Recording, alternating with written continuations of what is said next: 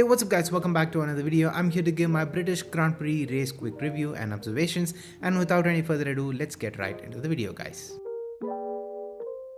Well, Silverstone yet again delivered an epic weekend. I mean, didn't I say in my qualifying review that it's nearly impossible to have a straightforward weekend at Silverstone, as it always has its own kind of chaos, and that it did with the rain. The rain made the conditions super difficult to predict, and it made really difficult for the drivers to be consistently fast, making the entire race super fun and engaging to watch.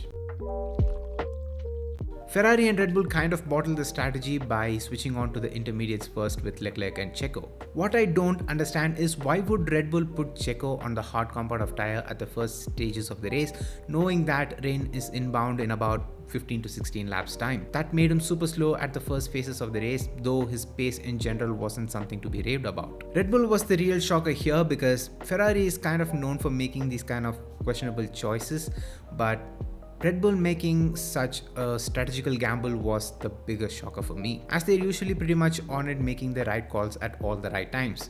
And they kind of did do that with Max Verstappen with all the pit stops.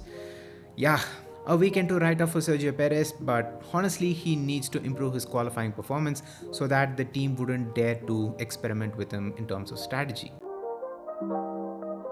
Hülkenberg drove a fantastic race to finish P6. Though he lost positions at the start of the race, he still managed to claw back some positions. With Russell's retirement, he managed to finish exactly where he started, to haul a handful of points for both his and his team's championship. Haas looked really racy at Silverstone. I mean, it's not easy to keep the Aston Martins and RBs behind, who generally have the pace advantage over the Haas. The fact that they did it clearly proves that they had the pace to back up the result. Sargent finally strings together a solid weekend to finish P11. I mean, considering his performances so far, this is an absolute win.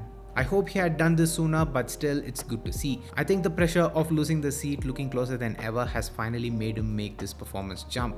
And if he can continue to showcase these kind of performances and show signs of improvement to the end of the season, I feel like he can make a solid case for himself to be retained. I think McLaren absolutely bottled the strategy at the British Grand Prix. I mean, this was a race win for McLaren written all over it, and the team just absolutely bottled it.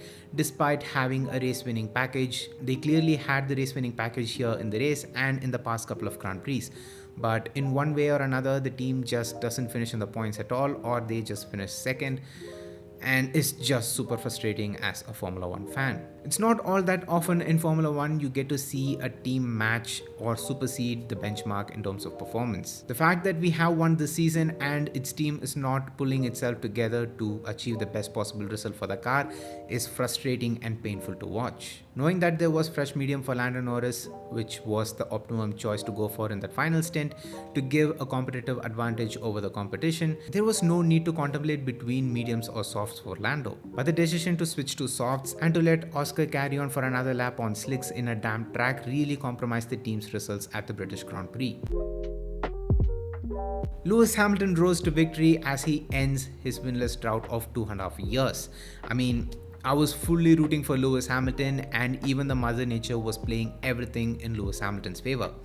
I mean, the track and the weather conditions was exactly what we needed for Lewis to win the race. I mean, this is where he really shines over the rest of the drivers. Once it started sprinkling, I kind of smiled to myself because I knew that this is the time for Lewis Hamilton to show his expertise over the field, and that he did. Though Lando Norris took the lead from Lewis, he always kept himself in that undercut window to retake the lead after the final pit stops. From there on, the race really started to spice up, with Lando on softs and Verstappen on hards. With Verstappen closing in on the top two, I knew that if there's someone to manage the tires and the gap at the same time to bring home a race win, it's Lewis Hamilton. And that he did. A well-deserved victory, and what better place to do it than here.